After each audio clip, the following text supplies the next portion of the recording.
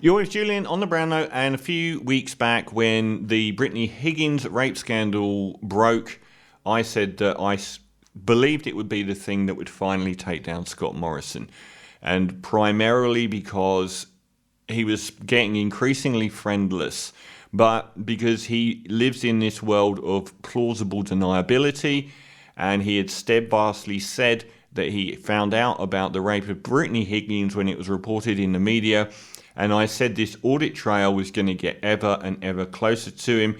So many people in his inner circle and in government, high-ranking ministers knew in the 2 years leading up to it that it was a physical impossibility that he wouldn't know, and therefore his whole house of cards on public relations would be destroyed.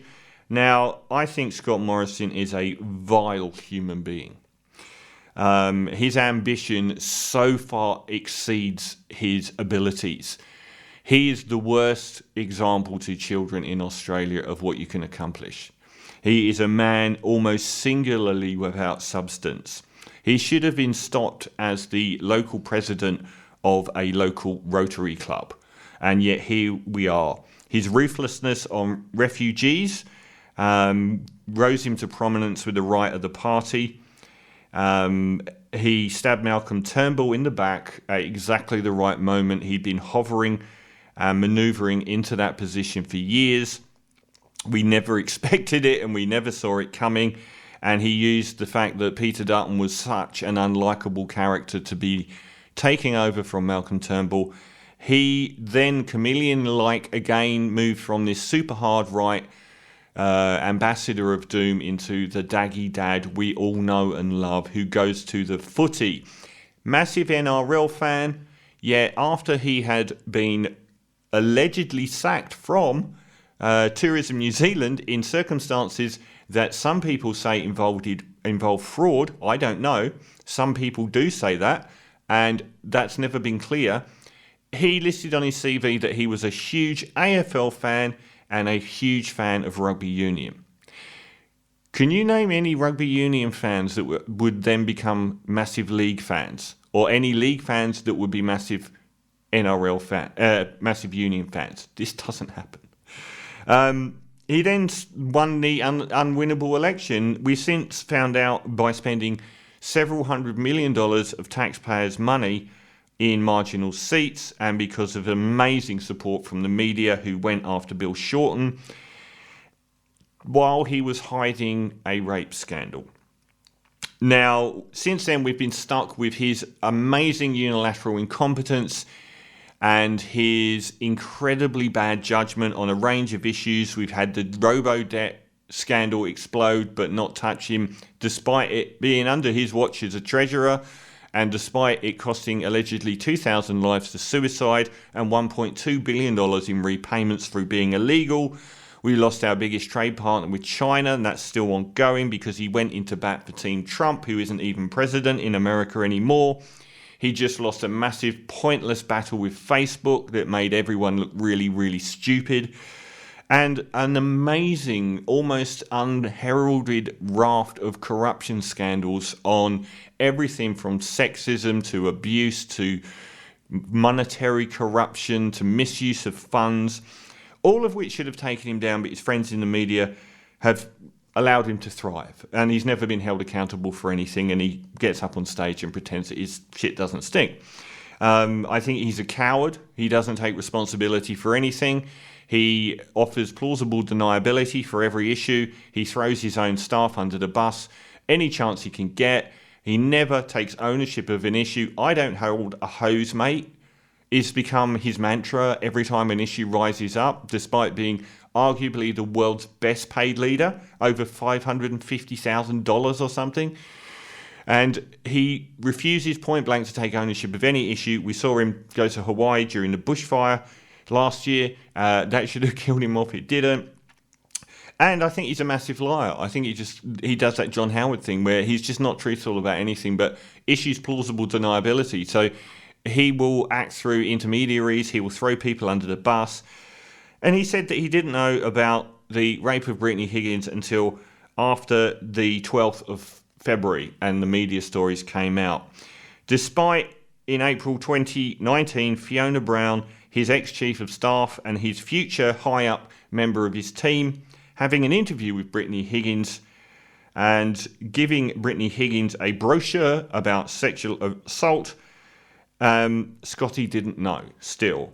And Senior Minister Linda Reynolds interviewed Brittany about being raped, and Scott Morrison didn't know. Colleagues told the Prime Minister's office at the start of April, on April the 4th, we've seen this in text messages, the Prime Minister's office, his top chiefs of staff, his top members of his office, and he still didn't know. Julian LaBruge in the Prime Minister's office and John Kunkel, two of his top aides, were told, and he didn't know. Around the start of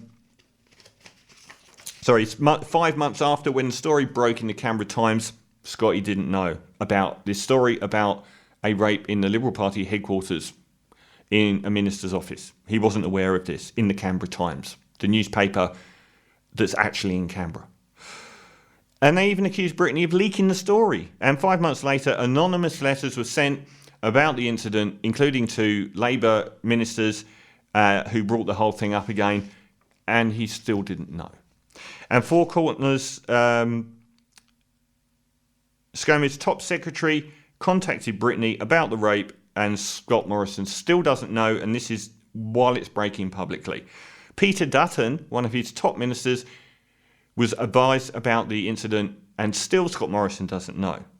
7 of his top staff drafted responses to the Brittany Higgins rape allegations over the weekend before it broke, and Scott Morrison didn't know. No one believes this.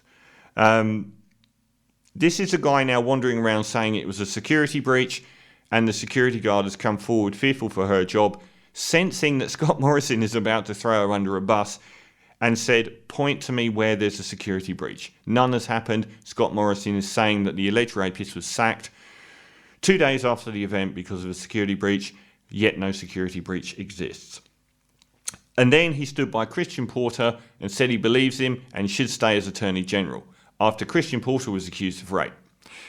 And then he wildly misled Parliament recently by saying that the internal investigation into who knew about the rape of Brittany Higgins, he would be advised about it once it was complete. Not telling everyone in Parliament that it had been stopped more than 1 week earlier because they said they didn't want to interfere with the Australian Federal Police's investigation. So he knew that that investigation had been stopped conveniently more than a week before he goes to Parliament and says, I will be advised once this investigation is completed. Plausible deniability yet again. And now you see him on TV, and he's often shown in the corridors of power alone. He is friendless now. He has made many billionaires in Australia extremely unhappy over losing our biggest trade partner, and China are extremely unhappy with him they don't care about the money at all. Like I said, we're 5% of their imports. They don't care about losing Australian goods at all. They want to make an example of Scott Morrison. So they will be gunning for him. I see the Murdoch press is running much worse stories about Scott Morrison these days, and they had a big stoosh today. Have they turned on him? I think they've turned on him. The Sydney Morning Herald now runs more favourable Scott Morrison coverage than the Murdoch press. Have they decided they've had enough? I think he is toast. This is circling ever closer to him. We need one thing to happen, and that is one person that he throws under the bus coming forward and say, I told Scott Morrison. I told him a year before he said. I told him during the 2019 election campaign. And then he has got nothing. His whole credibility is built on this false house of cards that he learnt from his time in marketing and advertising for Tourism New Zealand. And once that is gone, once he is finally caught for lying, he's gone, because he doesn't have any friends left.